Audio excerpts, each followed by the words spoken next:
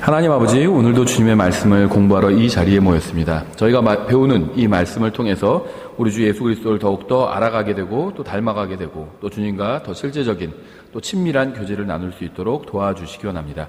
예수님의 이름으로 기도드렸습니다. 아멘. 예, 이번 시간에 저희가 아모스를 공부하겠습니다. 아모스는 번영하는 이스라엘을 향해 말씀을 선포한 하나님의 대언자였습니다. 그러니까 잠깐 이제 이스라엘이 망하기 전에 잠깐 반짝 이제 이스라엘이 좀 번영을 하게 됩니다. 그래서 이 시기에 말씀을 전했던 사역자가 바로 아모스였죠. 당시 이스라엘은 번영을 했고요. 다윗이나 솔로몬 때처럼 번영한 건 아니지만 이제 잠깐 반짝 번영을 하게 됩니다. 그래서 이제 아무래도 국가가 번영하니까 경제적인 사정이 좀 좋아지니까요. 종교적으로도 이제 왕성한 활동이 일어나게 됩니다. 지금 가끔 이제 다른 목사님이랑 교제를 나눠보면요. 지금 지방에서 목회를 준비하는 목사님이 있는데요. 지방 경기가 너무 안 좋다 보니까 목회 준비도 쉽지가 않다고 하시더라고요. 그러니까 아직 교회를 개척한 건 아니고 개척하려고 준비하시는 분인데, 경기가 너무 안 좋다고 하더라고요. 그러니까 경기가 너무 안 좋으니까 이 개척도 좀 쉽지 않다고 얘기를 하셨는데요. 일리가 있다는 생각이 들어요. 그래서 당시 이스라엘은 이제 아모스 시대엔 반짝 경기가 좀 좋았다고 볼 수가 있어요. 국가가 이제 좀 번영을 했죠. 그러다 보니까 이제 종교적인 어떤 활동도 더 이제 왕성하게 일어나게 됩니다. 하지만 이것이 진정으로 하나님 앞에 나오는 그런 믿음의 활동이 아니라 정말 거칠에만 찾는 이런 종교적인 활동이었어요. 그래서 도덕적으로는 오히려 더 타락했고, 영적 상태는 정말 형편없이 그렇게 추락했는데, 문제는 이제 그런 형편없는 영적 상태에도 당시 사람들은 만족하고 있었다는 겁니다. 이 아모스는요, 예루살렘에서 20km 정도, 그리고 베들레헴에서 10km 정도 떨어진 이 드고아 출신이었습니다. 따라서 그는 유다 출신이었고요. 이스라엘의 대언자로 부르심을 받았어요. 그러니까 출생한 지역은 유다였지만, 남한국 유다였지만 이제 사역한 곳은 북왕국 이스라엘이었다는 겁니다. 아모스는 이사야처럼 왕이 자문을 구하는 이런 공식적인 대언자가 아니었고요. 그러니까 대언자도 이제 속된 말로 보면 사회적 레벨이 있었던 거죠. 우리나라도 지금 그렇잖아요. 목사들 중에서 막 국가 조창 기도회 이런 거 하고 대통령이 막 부르고 자문을 구하고 이런 목사들도 있죠. 근데 그렇지 않은 목사들이 훨씬 더 많죠. 예. 근데 이사야는요, 왕이 히스기야가 자문을 구할 정도로 이제 국가적으로 인정받는 어떻게 보면 그런 대언자였죠. 예레미야는 또 제사장이었는데요. 아모스는 그러니까 국가적인 인정을 받는 그런 대언자도 아니었고요. 예레미야처럼 제사장도 아니었습니다. 아모스는 정말 평범한 사람이었어요. 그리고 농부였습니다, 직업은. 그래서 아모스는 오직 가난한 사람들이나 먹는 나무 열매를 수확하는 일을 했습니다. 그러니까 농부고 생산하는 그런 농작물도 주로 가난한 사람들이 먹는 그러한 농작물을 수확했다는 거죠. 그러니까 정말 아모스는 하층민 그런 사람이었다는 겁니다. 그렇죠? 평범한 사람이었어요, 사실은. 하나님께서는 자신의 사역자를 선택하시죠. 누군가 자신이 되고 싶다고 해서 하나님의 사역자가 될 수 있는 것은 아닙니다. 아모스는 드고아 밖에 있는 광야 고지대에서 하나님께 직접 훈련을 받아서 말씀의 사역자가 되었습니다. 아모스는 산속에 기거했던 경험에서 아름다운 표현과 예화를 기록할 수 있었을 겁니다. 다윗처럼 아모스는 별들을 바라보면서 그 너머에 계시는 창조자 하나님을 볼 수 있었고, 또 하나님과 교제를 나눴었겠죠, 아무래도. 아모스는 호세아와 요나 이런 선지자와 대언자들과 동시대에 사역했던 사역자였고요. 우시아가 유다의 왕일 때, 또 여로보암이 이스라엘의 왕일 때 말씀을 선포했습니다. 그러니까 시리아는 패했고 아시리아는 일시적으로 몰락한 상황에서 여로보암의 통치 기간 중에 이스라엘은 물리적인 번영을 하게 되었지만 영적으로는 굉장히 암울한 시기였습니다. 여기서 말하는 여로보암은 이제 여로보암 2세겠죠, 아무래도. 부자들은 가난한 사람들을 억압했고요. 자신들의 부가 하나님의 인도와 보호의 증거라고 생각했지만 율법에서 말씀하시는 것에 관해서는 무지했습니다. 그러니까 전형적인 정말 물질을 숭배하는 그런 사상이 팽배했다는 거죠. 그러니까 오늘날 이 시대와 굉장히 유사한 그런 시대였던 것 같아요. 아모스는 이스라엘을 둘러싼 민족들을 두려워하지 말라고 백성을 격려하면서도 동시에 이스라엘의 탐욕과 불의와 부정함과 또 신성 모독에 대해서 경고했습니다. 그래서 소위 이제 잘 나가고 돈 있는 사람들에 대해서 그 사람들에게 하나님의 말씀을 선포하고 경고를 했다는 겁니다. 2장 6절부터 보면요. 주가 이같이 말하노라. 이스라엘의 세 가지 범법 곧 네 가지 범법으로 인하여 내가 그것의 형벌을 돌이키지 아니하리니 이는 그들이 은을 얻기 위해 의로운 자를 팔며 신 한 켤레를 얻기 위해 가난한 자를 팔았기 때문이라. 그러니까 사람보다 돈을 훨씬 더 중요하게 여겼다는 거죠. 지금도 그렇죠. 그들이 가난한 자의 머리 위에 있는 땅의 티끌을 탐내며 온유한 자의 길을 굽게 하고 한 남자와 그의 아버지가 같은 젊은 여자에게로 들어가 내 거룩한 이름을 더럽히려 하며 또 모든 제단 옆에서 전당 잡은 옷 위에 스스로 눕고 자기들의 신을 섬기는 집에서 정죄받은 자들의 포도주를 마시느니라. 그럼에도 내가 그 아모리 사람을 그들 앞에서 멸하였느니라. 그의 키는 백향목의 높이와 같고 그는 상수리 나무같이 강하나 그럼에도 내가 위로부터 그의 열매를 멸하고 아래로부터 그의 뿌리들을 멸하였느니라. 내가 또한 너희를 이집트 땅에서 데리고 나와 40년 동안 인도하여 광야를 지나가게 하고 그 아모리 사람의 땅을 소유하게 하였으며 너희 아들들 중에서 대언자들을 너희 젊은이들 중에서 나사렛 사람들을 일으켰나니 오 너희 이스라엘 자손들아 그 일이 과연 그렇지 아니하냐 주가 말하노라. 그러나 너희가 나사렛 사람들에게 포도즙을 주어 마시게 하고 대언자들에게 명령하여 이르기를 대언하지 말라 하였느니라. 그러니까 당시에 이제 아모스가 선포했던 말씀이고요. 당시에 그 분위기를 충분히 우리가 알 수 있겠죠. 그러니까 참된 하나님의 말씀을 전하는 사람들에게 하나님의 말씀 전하지 말라고 얘기했다는 거죠. 왜냐하면 죄에 대한 경고를 하고 자꾸 듣기 싫은 얘기를 하니까. 여기서 좀 독특한 표현이 나오는데요. 이스라엘의 세 가지 범법, 곧 네 가지 범법. 좀 독특한 표현이죠. 이게 이제 좀 성경의 특유의 표현이라고 보시면 되는데요. 그러니까 세 가지면 세 가지지 왜 곧 네 가지라고 얘기해? 곧이란 건 같다는 건데 세 가지면 세 가지지 세 가지랑 네 가지가 같지 않잖아요. 근데 세 가지 이스라엘의 세 가지 범법 곧 네 가지 범법 이렇게 표현하고 있는데요. 정확한 성경적 의미를 우리가 알 수는 없지만 대충 이런 분위기인 것 같아요.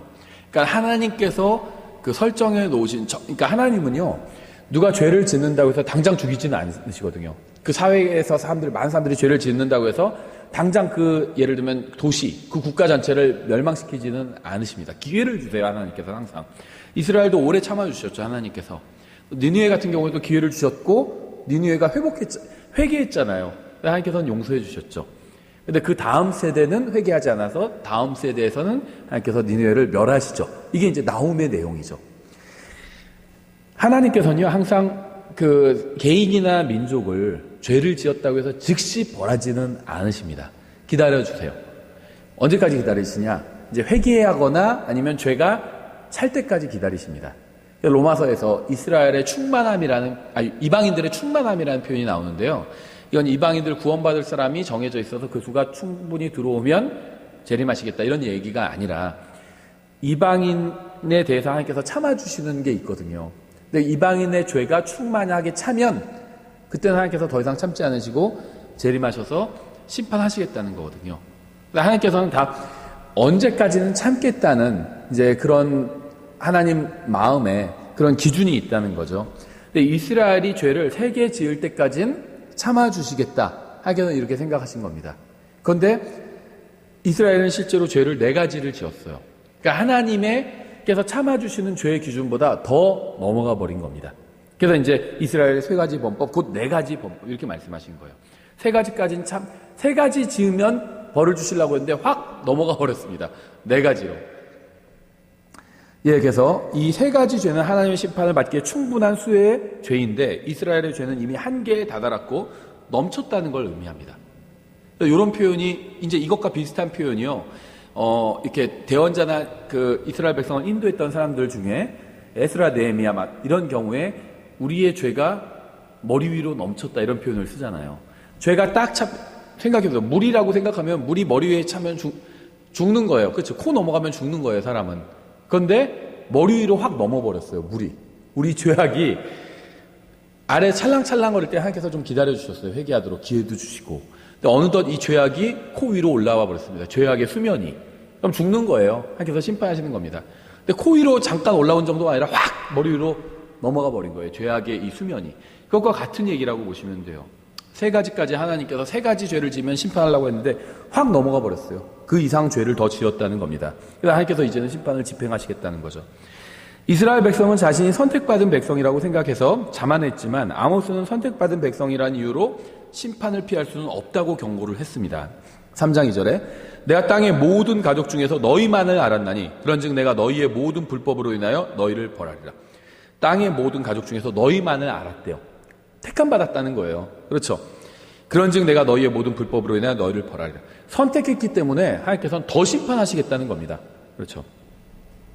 이스라엘은 죄와 타협해서 타락하는 가운데 대언자는 하나님께서 여전히 통치하시고 모든 창조물의 하나님이 되신다고 선포를 했습니다. 4장 13절 보라 그가 산들을 짓고 바람을 창조하며 자신의 생각이 어떠한지 사람에게 밝히 알리고 아침을 어둡게 하며 땅의 높은 곳들을 밟나니 주 만군의 하나님이 그의 이름이니라.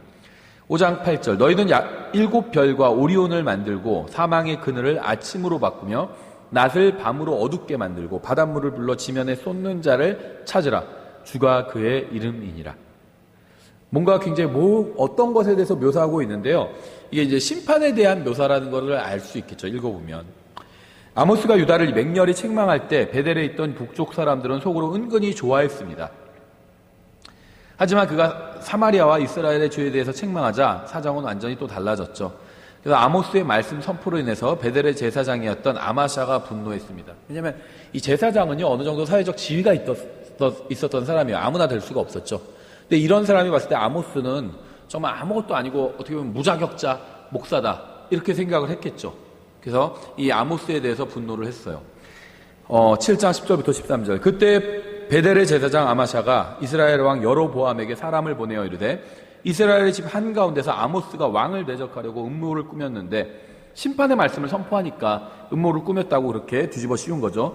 그의 모든 말을 이스라엘은 반드시 포로로 사로잡혀 그의 모든 말을 그 땅이 감당할 수 없나이다. 아모스가 이같이 말하기를 여로보암은 칼에 죽고 이스라엘은 반드시 포로로 사로잡혀 자기들의 땅에서 떠나리라 하나이다. 아마샤가 또한 아모스에게 이르되 오 너 선견자야 너는 가서 유다 땅으로 도망하고 거기서 빵을 먹으며 거기서 대언하고 다시는 베델에서 또 대언하지 말라. 그곳은 왕의 예배처요 왕의 뜰이니라 하니라. 아마샤는 아모스에 대해서 여로보암에게 불평했고요. 이에 아모스는 위험에 처해졌습니다. 왜냐하면 아마샤는 제사장이었고 사회적 지위가 있는 사람이었는데 이 사람이 왕에게 건의를 했잖아요. 이 아모스를 벌하라고. 그래서 이제 아모스는 위험에 처해지게 된 거죠. 그래서 그는 아모스를 추방하도록 명령을 내렸습니다. 니네 고향으로 돌아가라는 거죠. 니네 나라에서 그러니까 남한국 북한국이 서로 갈라져 있을 때니까 니네 나라에서 남한국 가서 하려면 하지 왜 남의 나라에 와서 그러고 있냐 이렇게 얘기하고 있는 거죠. 아모스는 자신의 교육 배경을 겸손하게 이야기하면서요 자신이 받은 하나님의 말씀을 그에게 선포했습니다. 한마디로요 아모스에 대한 그 불평은요 자격도 없는 사람이 무슨 말씀을 선포하냐 이런 거였어요. 신학교 나왔냐 이런 거였습니다. 그럼 이때 무슨 신학교가 있었다고 그렇게 얘기하냐 이렇게 생각할 분들이 있는데요. 대언자들의 학교가 있었어요. 그렇죠. 엘리야 엘리사 때 대언자들의 학교가 있었습니다. 이 아모스는 그보다 훨씬 더 후대 사람이죠. 예, 그러니까 근데 그 대언자들의 학교에서 이제 배우는 학생들이 있었고요. 이제 이 사람들이 먹는 그 솥에 독이 들어갔다고 해서 그거를 이제 독을 제거해주고 이런 사건이 있었죠 성경에. 근데 그 대언자 학교 출신의 사람들이 어떤 하나님의 말씀을 전하고 이런 일은 성경에 나와 있진 않아요. 그렇죠. 그러니까 이 당시에도 학교가 있었다는 거예요. 대언자들이 다니는. 하지만 하나님께서는 그런 사람을 쓰시지 않았던 거죠. 지금도 마찬가지인 것 같아요. 그러니까 신학교 나왔다는 게 잘못은 아니지만 성경에 그게 목사의 자격은 아니라는 거죠. 목사의 자격은 무엇이냐면 하나님의 양떼에게 말씀의 꼴을 먹일 수 있으면 자격을 갖추고 있는 겁니다. 이거나 똑같아요. 목동이 아무런 학교를 안 나와도 양을 잘 쳐요. 그럼 그것으로 충분한 거죠. 목동의 자격이. 목동이 무슨 그 좋은 학교 무슨 목동학과 같은 거 나오고 아무리 그래봐야 양떼를 치지 못하면 그게 무슨 소용이 있어요. 마찬가지라는 거죠.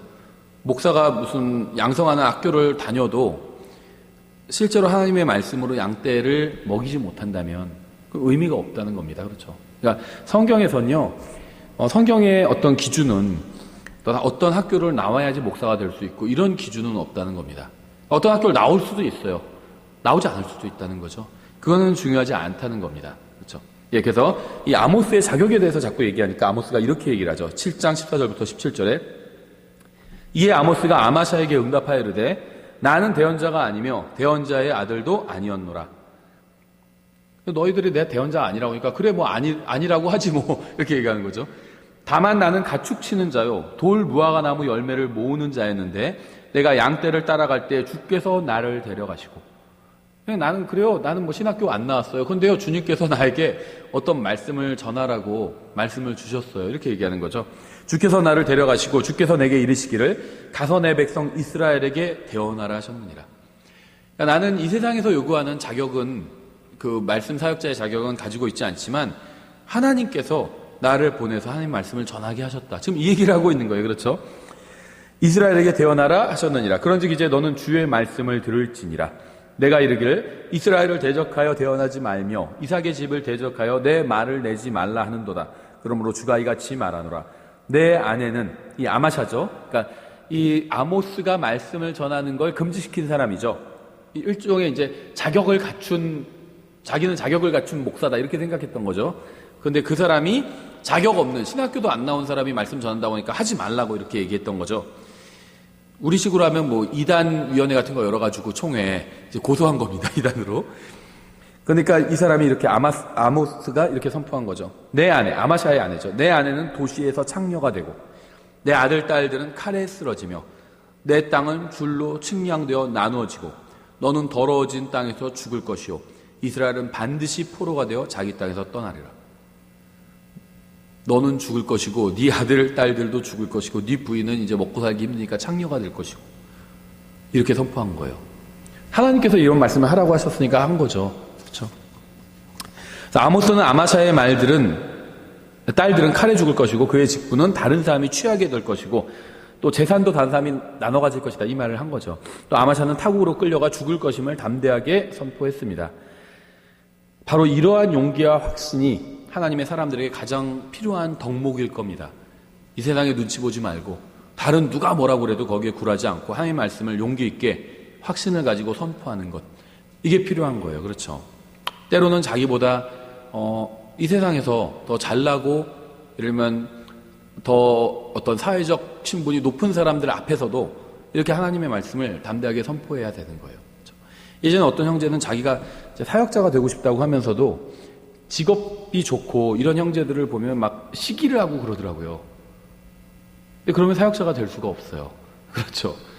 예, 소위 말하는 세상에서 좋은 직업을 가진 사람들도 교회 내에 있을 수 있습니다. 그런 사람은 시기하면 안 된다는 거예요. 시기할 필요도 없고 자기가 말씀의 사역자가 되려고 한다면 그런 모든 걸 다 넘어서서 하나님의 말씀을 정확히 가르치고 선포를 하면 되는 거죠.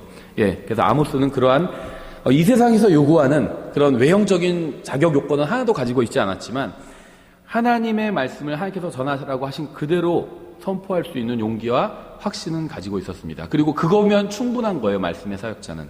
그렇죠? 어떤 학교를 뭐 나오고 안 나오고 이런 거는 말씀의 사역자의 자격이 아니라는 겁니다.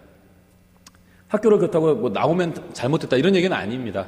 어떤 신학교 뭐 좋은 신학교 나오면 좋죠. 외국 유학 갔다 오고 그럼 뭐 좋죠. 나쁜 건 없죠. 그게 꼭 있어야만 말씀을 전할 수 있는 것은 절대 아니라는 거예요.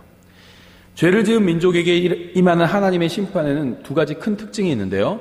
먼저 이제 기근, 가뭄, 농작물의 큰 피해, 또 곤충으로 인한 큰 피해, 그다음에 지진 등 물리적인 고난이 오게 됩니다. 그러니까 하나님의 심판은 주로 이런 물리적인 고난을 통해서 오는 경우들이 있어요. 자연적인 재앙이나 이런 걸 통해서 온다는 거죠. 이러한 고난에도 불구하고 민족이 회개를 하지 않거나 주님의 마음을 돌이킬 수 있는 어떤 결과가 나오지 않으면 이제 정치적인 재앙이 임하게 됩니다. 그러니까 민족 전체가 다른 민족의 침공을 받게 되는 거예요. 이것은 전쟁과 그에 따른 고난의 형태로 나타나게 되죠. 그러니까 하나님께서 먼저 자연재해를 통해서 심판을 하십니다.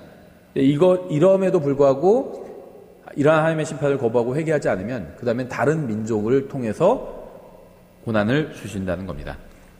아모스는 이러한 심판으로 인한 무거운 마음을 가지고 말씀을 선포하는 사역을 했습니다. 그는 주님께서 더 무거운 벌을 내리시기 전에 이스라엘이 주님을 찾아야 한다고 선포했어요. 그러니까 천재지변과 어떤 전쟁, 다른 강력한 민족이 우리를 침공해서 우리를 포로로 사로잡아 가는 것, 둘 중에 고르라고 하면 천재지변이 훨씬 낫죠. 지진, 물론 이것도 좋지 않지만 지진이나 막 이런 가뭄이나 기근 이런 게 훨씬 나아요. 다른 외적의 침입보다는. 그렇죠. 그래서 먼저 1단계 심판이 임했을 때 그때 빨리 알아채고 딱 회개해라. 이렇게 얘기하고 있는 겁니다. 그렇죠. 그게 현명한 거죠. 그러니까 똑똑한 애들은요, 아버지가 화나면요, 그러면 딱 거기서 이제 딱 멈춰요. 그렇죠. 내가 화가 나는데도 거기에 대고 계속 말 안 듣고 하면 그때 이제 그 다음에는 화만 내는 게 아니라 매를 들게 되는 거잖아요. 그렇죠. 예, 아모스가 책망하고 있는 이스라엘의 죄는 탐욕과 불의와 술 취함과 부도덕함과 압제 또 신성 모독이었습니다. 그는 민족이 풍요를 누릴 때에도 언제든 재앙이 임할 수 있음을 보여주고 있어요. 이건 개인도 마찬가지죠. 개인이 번영하고 있을 때도 언제든 또 안 좋은 일이 일어날 수 있다는 거죠. 하나님께서는 오래 참으시는 분입니다. 주님께서는 민족의 양심에 거듭해서 말씀하시고 또 호소하고 계시죠. 민족이 계속해서 죄를 지으면 하나님께서는 그 민족을 낮추십니다. 계속해서 주님의 말씀을 무시하면 다른 민족을 통해 심판을 집행하십니다. 하나님께서는 죄를 혐오하시죠. 모든 죄는 반드시 벌을 받아야 됩니다. 개인적이건 민족적인 건 인간은 스스로 심판을 자초했습니다. 아모스는 죄의 실상을 있는 그대로 보여주고 있어요. 아모스는 성경의 30번째 책이죠. 146절과 4217개의 단어로 이루어져 있습니다. 1장과 2장에서는 민족의 8가지 짐이 나와 있어요. 버든, 짐. 그 다음에 3장부터 6장까지는 북왕국 이스라엘의 10지파를 책망하는 말씀이 있고요. 7장 10절부터 17절은 아모스 개인에 관한 기록이고요. 9장 11절부터 15절은 천년왕국에 대한 묘사입니다. 3장부터 6장에 나오는 짧은 설교들과 7장부터 9장에 나오는 5 환상은 이 강렬함이 증가하고 있어요. 계속해서. 설교가 앞에 거보다 뒤에 편이 더 강렬하고, 환상도 앞에 거보다 뒤에 환상이 더 강렬하고, 이런 식으로 진행된다는 거죠. 사도행전 7장은 아모스 5장을, 또 15장은 아모스 9장을 인용하고 있습니다. 아모스 5장 25절부터 27절에 오 이스라엘의 집아 너희가 광야에서 40년 동안 희생물과 헌물을 내게 드린 적이 있었느냐. 오히려 너희가 너희의 몰록의 장막과 너희의 형상들 가운데 곧 너희가 너희를 위하여 만든 너희 신의 별을 가지고 다녔나니 그러므로 내가 너희를 다마스쿠스 너머로 포로가 되어 가게 하리라. 이름이 만군의 하나님인 주가 말하노라. 이렇게 되어 있고요. 사도행전 7장 42절에서는 이렇게 인용하고 있죠. 그때 하나님께서 돌이키시고 그들을 내주사 하늘의 군대에게 경배하게 하셨으니 이것은 대언자들의 책에 기록된 바 오 너희 이스라엘의 집아 너희가 광야에서 40년 동안 죽인 짐승과 희생물을 내게 드린 적이 있느냐. 참으로 너희가 몰록의 장막과 너희의 신 램판의 별 곧 너희가 경배하려고 만든 형상들을 들고 다녔은즉 내가 너희를 이 바벨론 너머로 끌고 가리라 함과 같으니라. 그래서 이스라엘 국기에 이렇게 위에 줄, 아랫줄 하나가 있고 삼각형 별이 2개 이렇게 겹쳐져 있잖아요. 삼각형 2개가 겹쳐져서 별을 이루고 있는데 이제 이게 램판의 별이다 이렇게 얘기하는 분들이 있죠.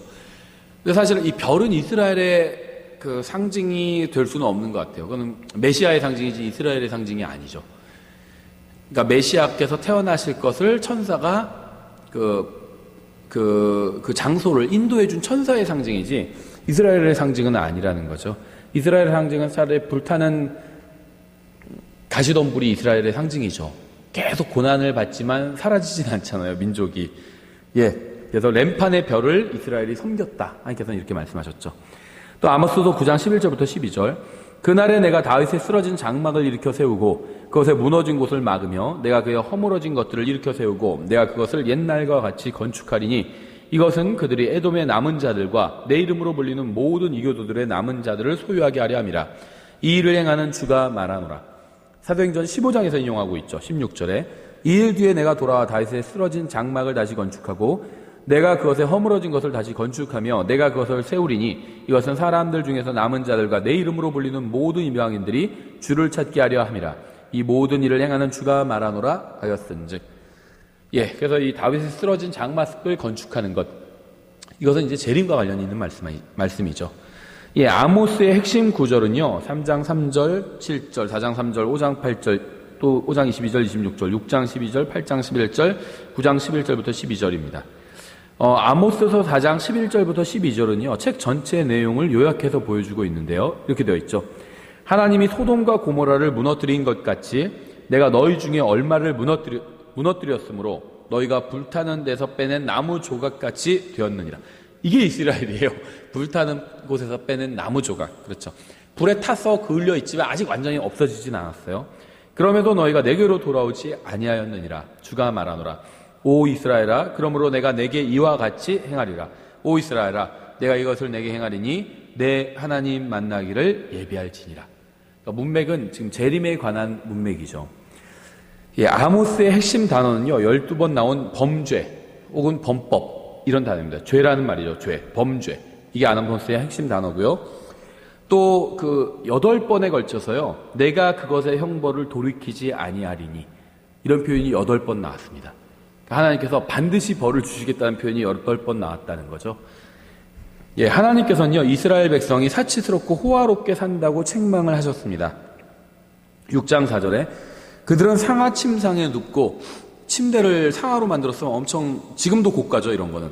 자기 잠자리에서 기지개를 켜며 양떼에서 어린 양과 외양간 한가운데서 송아지를 꺼내어 먹고, 냉장고에서 막 소고기 꺼내 먹는 거네요. 그 현악기 소리에 맞추어 노래를 부르며 다윗같이 자기를 위하여 악기를 창안하고 대접으로 포도주를 마시며 으뜸 가는 기름으로 자기 몸을 바르면서도 요셉의 고통에 대하여는 근심하지 아니하는도다.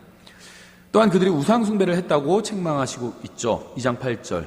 또 모든 제단 옆에서 전당 잡은 옷 위에 스스로 눕고 자기들의 신을 섬기는 집에서 정죄받은 자들의 포도주를 마시느니라. 원래 이스라엘만 참된 하나님을 알고 있었죠. 3장 2절. 내가 땅의 모든 가족 중에서 너희만을 알았나니 그런즉 내가 너희의 모든 불법으로 인하여 너를 벌하리라. 또 베델과 길앗은 범죄의 장소가 되었다고 말씀하고 있죠. 4장 4절. 내가 이스라엘의 범법들을 3장 14절. 내가 이스라엘의 범법들을 그에게 벌하는 날에 베델의 제단들도 벌하고 그 제단의 뿔들을 꺾어 땅에 떨어뜨리며 4장 4절. 베델에 가서 죄를 짓고 길갈에서 범죄를 크게 더하며 아침마다 너희 생물을 3년 뒤에 너희 11절을 가져오고 이렇게 되어 있고 5장 5절. 베델을 찾지 말고 길갈로 들어가지 말며 브엘세발로 나아가지 말라. 길갈은 반드시 포로가 되고 베델은 없어지리라. 이렇게 말씀하고 있어요. 자, 다 심판의 말씀들이요. 아모스를 통해 당시 이스라엘의 내부 역사가 많이 알려져 있음을 알 수 있습니다. 이스라엘은 원래 한 가족이었어요. 그러니까 아모스에서는요, 많은 이제 예화를 사용해서 하나님께서 말씀을 선포하고 있는데요. 당시 이스라엘 백성이 다 알고 있는 이야기를 이제 예화로 사용하고 어떤 역사적 자료로 사용해서 말씀을 하고 있다는 거죠. 그러니까는 이스라엘의 역사에 대해서 당시 이스라엘 사람들이 과거 역사에 대해서 잘 알고 있었다는 겁니다. 3장 1절. 오 이스라엘 자손들아, 주가 너희를 대적하여 이른 이 말을 들으라. 내가 이집트 땅에서 데리고 올라온 온 가족을 대적하여 말하노라. 그러니까 이집트 땅에서 이스라엘 백성이 나왔다는 것을 이 아모스 시대의 이스라엘 사람들도 알고 있었다는 거죠. 요셉의 이야기도 잘 알려져 있었어요. 6장 6절. 대접으로 포도주를 마시며 으뜸 가는 기름으로 자기 몸을 바르면서도 요셉의 고통에 대하여는 근심하지 아니하는도다. 이렇게 얘기하고 있죠. 또 이스라엘의 산당들에 대해서도 사람들이 잘 알고 있었습니다. 7장 9절. 이삭의 산당들이 황폐하게 되고 이스라엘의 성소들이 피폐하게 되리라. 내가 일어나서 칼로 여로보암의 집을 치리라 하셨느니라. 또 다윗의 이야기도 대부분 잘 알고 있었어요. 현악기 6장 5절. 현악기 소리에 맞춰 노래를 부르며 다윗같이 자기를 위하여 악기를 창안하고. 그러니까 당시에요, 출애굽 사건, 요셉 이야기, 다음에 이삭 이야기, 다윗 이야기, 이런 이야기들을 이스라엘 백성들이 다 알고 있었다는 겁니다. 무슨 말이냐면요, 처음에 제가 말씀드린 것처럼 종교가 당시에 어떤 창궐했어요. 그러니까는 지금 말로 하면요, 교회는 많았다는 겁니다. 교회는 많아요. 그러니까 하나님을 바르게 섬기는 교회가 없어서 그렇지 교회는 많았다는 겁니다. 성경 이야기를 다 알고 있어요, 사람들이. 그런데 마음은 하나님께로 돌아오지 않았다는 겁니다. 옛날 어떤 분 그러시더라고요. 어떤 알만한 큰 대형 교회인데, 우리나라를 대표하는 대형 교회인데, 성경 공부하고 그다음에 끝나고 가서는 그러니까 이제 놀러 다니고 먹으러 다니고 백화점 가서 쇼핑만 하러 다니고. 그러니까는 그런 게 다 잘못됐다는 건 아닌데요. 그게 신앙생활의 전부라는 거예요. 그 교회에 다니는 많은 성도들의 신앙생활이 그냥 먹고 마시고 놀고 그다음 성경 공부도 좀 하고 아니라는 거죠. 예, 그래서 어떤 목사님이 초청받아서 그 교회 가서 이제 그런 거를 비판하는 설교를 했더니 두 번 다시 안 부르더래요, 그 목사님을. 예. 당시 이스라엘도 마찬가지였죠. 예, 경제적으로 풍요로우니까 교회도 열심히 다니고 헌금도 많이 하고 막 그런 어떤 종교 생활은 열심히 했지만 진심으로 하나님을 마음으로 찾지는 않았다는 겁니다. 하나님께서 책망하고 계신 거죠. 그렇죠. 예, 아모스를 통해서 이스라엘의 외적인 역사 또한 잘 알려져 있음을 알 수가 있죠. 사람들은 이스라엘이 이집트를 탈출한 사건을 알고 있었어요. 아까 우리가 살펴봤죠. 2장 10절에서 내가 또한 너희를 이집트 땅에서 데리고 나와 40년 동안 인도하여 광야를 지나가게 하고 그 아모리 사람의 땅을 소유하게 하였으며. 그러니까 성경 이야기를 사람들이 잘 알고 있었어요. 사람들은 영적으로 타락한 상태였지만 지금으로 치면 다 교회도 다니고 했기 때문에 성경 이야기는 알고 있었다는 겁니다. 그렇죠? 또 이스라엘 민족은 광야에서 방황을 했습니다. 5장 25절. 오 이스라엘 집아 너희가 광야에서 40년 동안 희생물과 헌물을 내게 드린 적이 있느냐. 그러니까 이런 이야기를 벌써 수백 년 전의 이야기잖아요. 아모스 시대 사람들이 다 알고 있었다는 거예요. 그들은 우상 숭배를 했죠. 오히려 너희가 5장 26절 오히려 너희가 너희의 몰록의 장막과 너희의 형상들 기운 곧 너희가 너희를 위하여 만든 너희 신의 별을 가지고 다녔나니. 근데 아모리인들은 멸망을 했죠.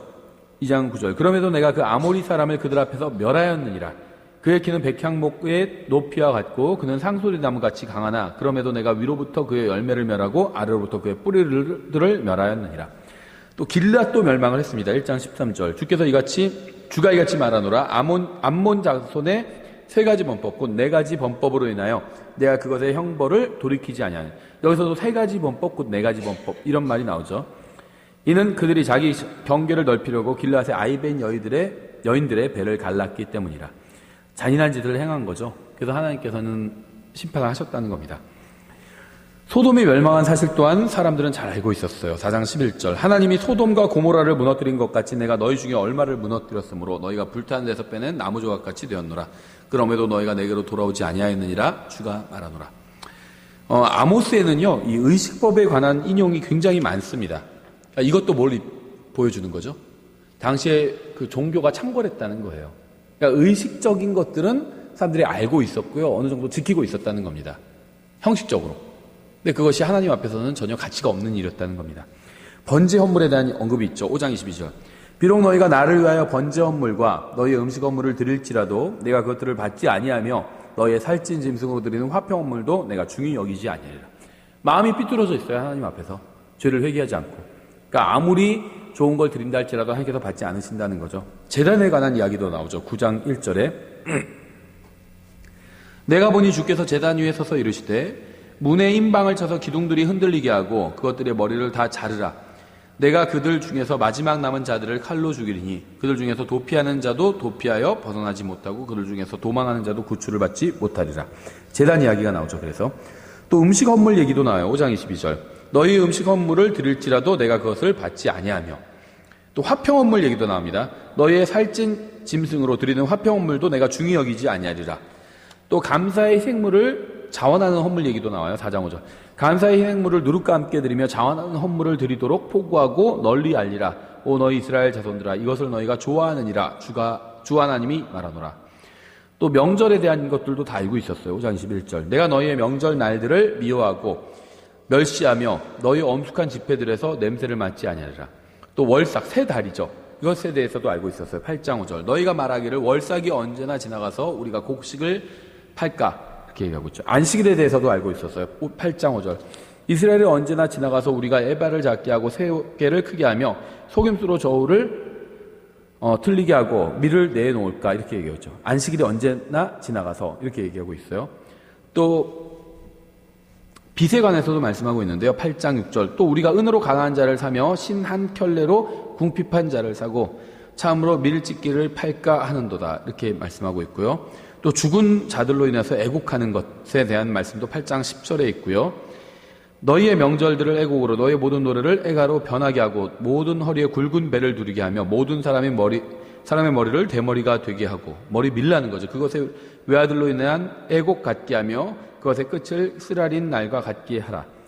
또 잘못된 서약들에 대한 말씀도 나와요. 2장 8절 또 모든 제단 옆에서 전당 잡은 곳 위에 스스로 눕고 자기들의 신을 섬기는 집에서 정죄받은 자들의 포도주를 마시느니라. 그래서 이것도 이제 종교와 관련이 있는 것들이었습니다. 당시 이스라엘 종교와. 아모스는 율법을 인용하면서 이스라엘 민족이 얼마나 큰 죄를 지었는지 드러내서 보여주고 있는 거예요. 그러니까 이제 아모스는 인기 있는 설교자는 아니었던 거죠. 그러니까 당시 이스라엘 사람들은 우리가 이 정도면 충분히 종교적으로 할 만큼 다 아는 거 아니냐 이렇게 생각하고 있었는데 아모스는 그건 하나님 앞에서 무가치한 일이다. 이런 말씀을 선포하고 있는 거죠. 그러니까 사람들이 좋아하지 않았겠죠. 그러니까는 어떤 세상적으로 봤을 때 무슨 좋은 대원자 학교를 나와서 어떤 자격을 갖춘 것도 아니었어요. 농부였어요. 그렇죠. 하층민이었고. 그러니까는 그런 것도 마음에 안 드는데 선포하는 말씀도 별로 좋은 말씀을 선포하지 않았다고 생각하고 있는 거죠. 심판에 관한 말씀만 선포하고 있으니까. 1장과 2장에서는요, 민족들을 향한 저주의 말씀으로 시작을 합니다. 심판의 대상이 되는 민족은 이제 다음과 같은데요. 길앗에서 잔혹한 행위를 한 이 다마스쿠스, 또 블레셋의 핵심 도시 중 하나였던 가자, 또 솔로몬과 히람이 맺은 형제 간의 언약을 깬 두로, 그다음에 이스라엘이 지나가는 길을 열어주지 않았던 에돔, 또 에돔 왕의 뼈를 불살라버렸던 모압, 또 하나님의 율법을 무시한 유다, 또 가나안 자를 억압하고 이기적으로 행한 이스라엘과 인접 국가들에 대한 심판의 말씀을 선포하고 있죠. 이 책은요, 나병 환자였던 우시아 때로부터 시작을 합니다. 그래서 이때는 사람들이 하나님의 말씀을 무시하는 시대였어요. 지금도 마찬가지죠. 아모스는 예언이 성취되는 것을 보았고 이로 인해 그는 정말 소수에 속하게 되었습니다. 하나님의 말씀을 믿는 소수에 속하게 되었죠. 발람과 요한도 비슷한 계시를 받은 적이 있어요.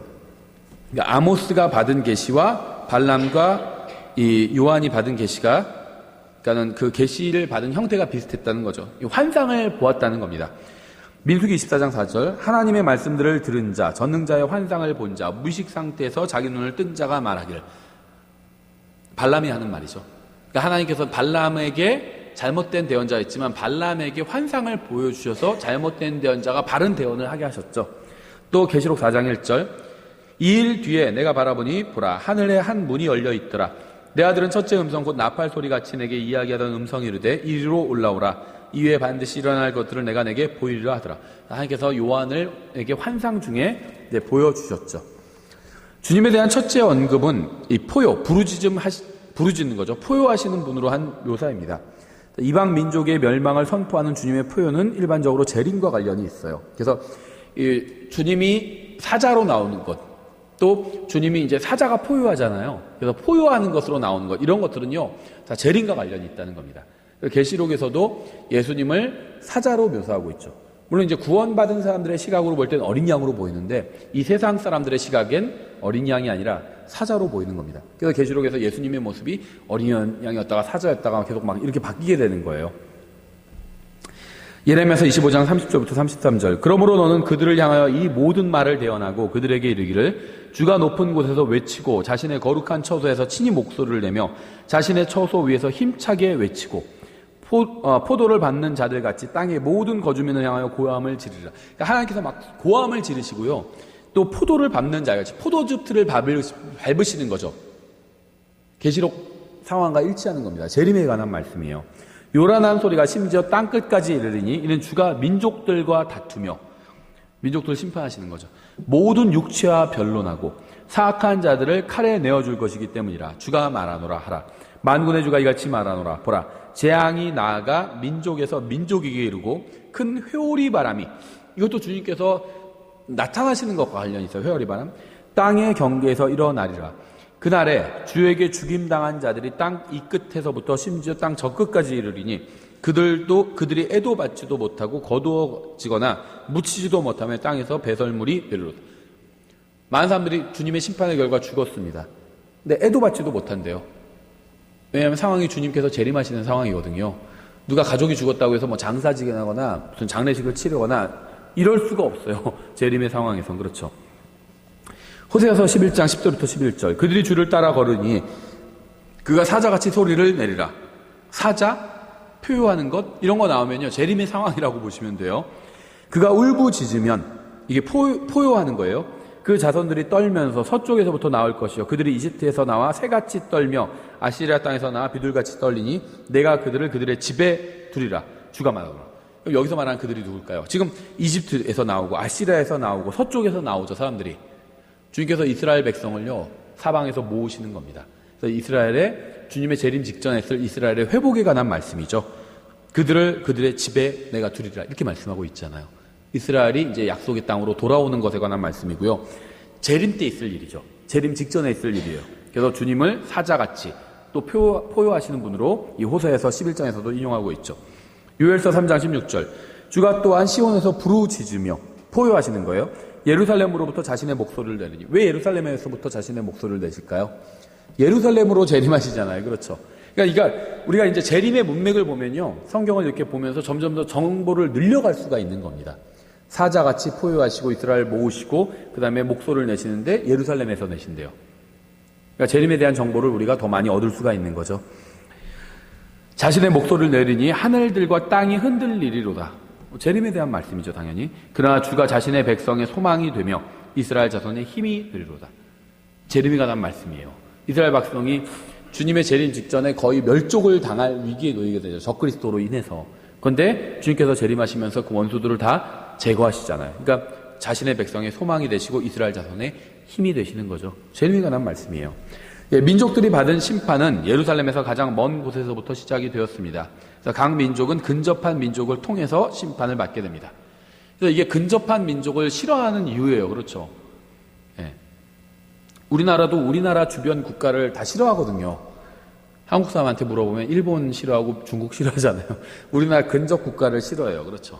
영국과 프랑스도 역사적으로 굉장히 앙숙이었죠. 근접 국가였기 때문이에요. 근접 국가를 좋아하는 국가는 없습니다. 근접 국가를 다 싫어해요. 왜냐하면 하나님께서 항상 이 근접 국가를 통해서 심판하시거든요. 멀리 있는 나라들은요, 별 감정이 없어요. 가까이 있는 나라들은 굉장히 안 좋은 감정을 다 갖고 있죠. 좋은 감정을 가지고 있지 않다는 거죠. 심지어 영국 내에서도요, 영국이 유나이티드 킹덤이잖아요. 여러 개로 국가가 나뉘어져 있죠. 영국, 그러니까 잉글랜드와 아일랜드로 나뉘어져 있고요. 그렇죠. 그러니까 다 대영제, 잉글랜드 또 스코틀랜드 나눠져 있고요. 나눠져 있어요. 근데 서로 그 어떤 민족적인 감정이 있다는 겁니다. 그래서 저도 뭐 다른 책에서 봤는데 뭐 농담이겠지만 우리가 봤을 때는 잉글랜드나 스코틀랜드나 다 같은 영국이잖아요. 잉글랜드 사람들은 스코틀랜드랑 프랑스랑 축구하면은 프랑스를 좋아하지도 않잖아요. 근데 프랑스랑 스코틀랜드랑 축구하면 프랑스 응원한다고 하더라고요. 스코틀랜드 응원하지 않고. 예, 우리가 이거나 똑같아요. 일본이랑 동남아랑 축구하면 우리 동남아 응원하지 일본 응원하지는 않거든요. 보통 한국 사람들이. 예, 그래서 하나님께서는요, 그 옆에 있는 민족을 들어서 항상 그 민족을 심판을 하십니다. 이 회오리 바람도 주님께서 오시는 것과 관련이 있죠. 에스겔서 1장 4절. 내가 보니 보라, 북쪽에서 회오리 바람과 큰 구름과 스스로를 감싸고 있는 불이 왔는데 그것의 주변에 광채가 있었으며 그것의 한가운데, 곧 그 불의 한가운데로 호박색을 띤 것 같은 것이 나오고, 이렇게 말씀하고 있죠. 예, 그 다음에 그 예레미야서 23장 19절에 보라, 주의 회오리 바람, 곧 혹독한 회오리 바람이 경로 중에 나아갔으니 그것이 사악한 자의 머리 위에 혹독하게 임하리라.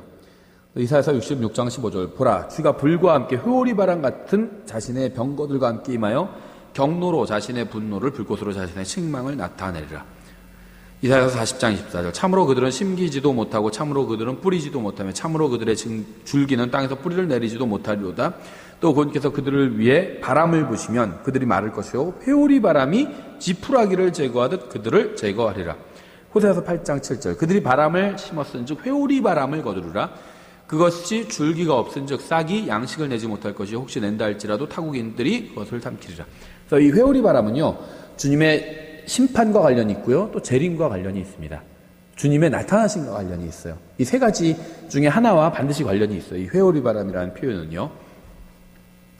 역사는 주님의 말씀대로 그대로 이루어졌음을 보여주고 있죠.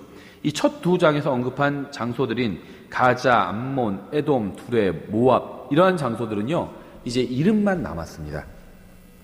그러니까 당시의 거주민들은 다 사라져버렸죠. 심판받아서. 그들의 영광은 오래전에 사라져버렸어요. 다마스쿠스는 아직 남아있긴 한데요, 그곳의 거주민들은 모두 사라졌고 무슬림들이 궁전을 짓고 이제 거기를 차지하고 있을 뿐이죠. 성경은 종종 나무로 비유하면서 이제 예언을 하고 있습니다. 또 사탄 자체도 이 나무로 묘사되기도 합니다. 에스겔서 31장 6절에 하늘의 모든 날짐승이 그의 큰 가지들에 자기들의 둥지를 만들고 들의 모든 짐승이 그의 작은 가지들 밑에서 자기들의 새끼를 낳으며 모든 큰 민족이 그의 그늘 밑에 거하였도다.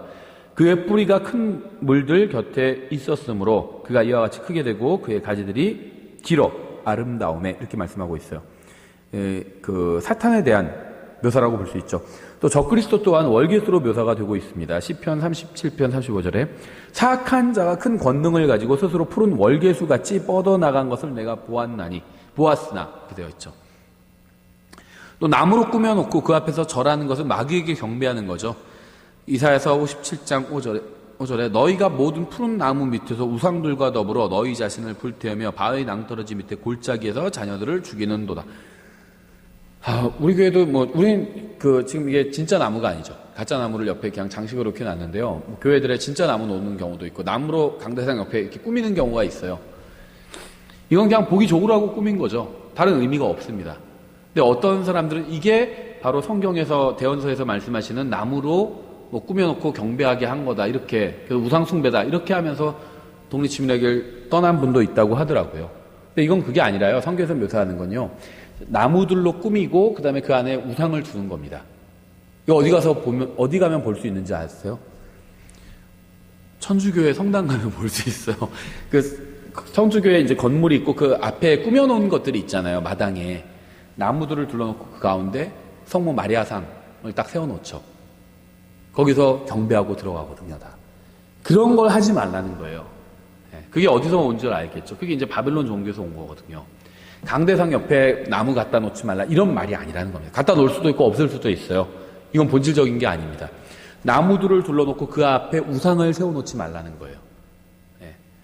그래서 이게 이제 성경에서 말씀하시는 거고요. 이 나무가 우상 숭배와 관련이 있었던 거죠. 주님도 포도나무죠. 그래서 마귀가 이제 따라하는 거라고 볼 수가 있겠죠. 열왕기하 16장 4절 또 여러 산단과 작은 산 위에 모든 푸른 나무 밑에서 희생물을 드리며 분향하였더라.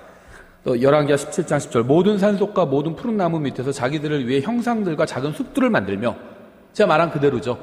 나무가 있다고 해서 이게 우상숭배가 아니라는 거예요. 이게 성경을 너무 모르는 거죠. 킹제임 성경 진영 오래 있었는데도요. 저희 이웃교회예요. 저희 교회처럼 이렇게 똑같이 나무를 옆에 놨거든요. 그게 우상숭배라고 하고 교회를 떠난 거예요. 성경에 그 얘기가 아니에요. 제가 방금 인용한 것처럼 모든 푸른 나무 밑에 자기들을 위해 형상들과 작은 숲들을 세우며, 나무 숲을 이렇게 만들어 놓고 그 가운데 형상을 세워 놓은 거예요. 그걸 하지 말라고 그런 거지, 강대상 옆에 나무 놓지 말라 이게 아닙니다. 그렇죠. 나무는 놔도 돼요. 집에도 놔도 되고 강대상 옆에도 놔도 되고 무슨 건물 지어놓고 조경으로 나무 심어놔도 됩니다. 그건 우상과 관련이, 그 자체가 우상이 아니라는 거죠. 건물을 지어놓고, 예배당 건물을 지어놓고 나무를 심어요. 그건 죄가 아닙니다. 근데 나무를 심어놓고 그 앞에 우상을 세워놔요. 그건 죄죠. 그렇게 하지 말라는 거예요. 그렇죠. 그러니까 기본적인 독해가 안 되니까 성경을 오해하고 잘못된 동기로 교회를 떠나게 된 거죠. 이사야서 2장 12절부터 13절. 여기서 이제 성경은 종종 백향목을 사악한 자로 비유해요. 만군의 주의 날이 교만하고 거만한 모든 자 위로 높여진 모든 자에게 임하여 그를 낮추며 또 높고 높이 치솟은 레바논의 모든 백향목과 바산의 모든 상수리 나무와, 이렇게 말씀하고 있죠. 이 백향목은 굉장히 큰 나무입니다. 그래서 사악한 자가 이 세상에서는 잘 될 수도 있어요. 그렇죠. 나무가 커요. 굉장히. 하지만 하나님께서 심판하신다는 겁니다. 상관이 없어요. 그래서 우리가 그 계시록에서 보면 큰 이상자 심판에 대한 묘사를 보는데 작은 자와 큰 자가 하나님 앞에 서 있다고 얘기하고 있잖아요. 저 같은 보통 사람, 제가 만약에 구원받지 않았다면 저도 하나님 앞에 서 있겠죠. 작은 자예요. 보통 사람. 세상에서 그냥 별 볼 일 없는 사람이죠. 그런데 예를 들면 세상에서도 막 대통령이나 왕들이나 권력을 쥐는 사람들이 있어요. 이 사람들은 큰 사람들이죠. 이 사람들도 구원 안 받으면 똑같이 하나님 앞에 선다는 거예요. 작은 자와 큰 자가 다 서 있어요. 차이가 없어요. 하나님 앞에 서 있는 게. 그렇죠. 구원받지 못한 이방인은요, 야생 올리브 나무와 같습니다. 로마서 11장 17절에 나오죠. 또 그 가지들 중에서 얼마가 꺾이고 야생 올리브 나무인 내가 그들 가운데 접붙여져서 그들과 함께 올리브 나무의 뿌리와 기름짐에 참여하게 되었을진데, 이렇게 말씀하고 있죠. 아모스서 3장에는요, 원인을 보여주기 위한 7개의 질문이 나옵니다. 3장부터 6장은 여전히 죄 가운데 살면서도 종교의 외면을 갖춘 사람들을 책망하고 있죠. 이 세 번의 설교가요, 이 말을 들으라는 말씀으로 시작돼요. 3장 1절, 4장 1절, 5장 1절. 각 한 장마다 설교가 하나씩 되어 있는데요. 3장 1절, 4장 1절, 5장 1절에서 이 말을 들으라, 이 말씀으로 시작한다는 거죠. 그래서 각 설교의 첫 부분은요, 왜 심판을 받아야만 하는지 이유가 설명되어 있고요. 둘째 부분은 심판 자체에 관한 설명입니다. 묘사죠. 어떻게 심판하시는지. 그래서 이 세 개의 설교는 점점 강도를 더해갑니다. 첫째 설교는 현재 이스라엘의 죄에 대해서 말씀하고 있고요. 둘째 설교는 과거 이스라엘의 죄에 대해서 말씀하고 있고, 셋째 설교는 미래 이스라엘의 죄에 대한 말씀과 심판을 선포하고 있죠. 그래서 그러니까는 현재 이스라엘의 죄에 대해서 말씀하고 있고, 두 번째 설교는 과거에서 어떻게 죄를 지었는지에 대해서 말씀하고 있고, 세 번째 설교에서는 대환란 때 이스라엘이 어떤 죄를 지을 것이고 또 하나님께서 어떻게 심판하실지에 관해서 미리 말씀해 주고 있는 거죠. 그래서 이 세 설교는요, 모두 다 준엄한 책망으로 이루어져 있습니다. 또 여자를 암소에 비유하고 있는데요, 이게 이제 좀 모욕적으로 보일 수도 있죠. 근데 오늘날에도요, 이런 표현은 일반적으로 사용이 되고 있어요. 4장 1절부터 3절에 나온 표현인데, 이제 암소 얘기를 하는데 이게 사실 여자 얘기를 하고 있는 거거든요. 근데 일반적으로 이런 정도의 비유는 오늘날에도 하고 있다는 거죠. 우리가 기억해야 될 진리는, 거짓 종교는 여자를 그저 소유물로 보면서 타락시킨다는 점입니다. 이런 것에 대해서 말씀하고 있죠. 이 갈고리에 관한 말씀은요, 문자적입니다. 4장에 나오는데요. 저희가 내용이 좀 더 남아서요, 이거는 다음 시간에 이어서 하도록 하겠습니다.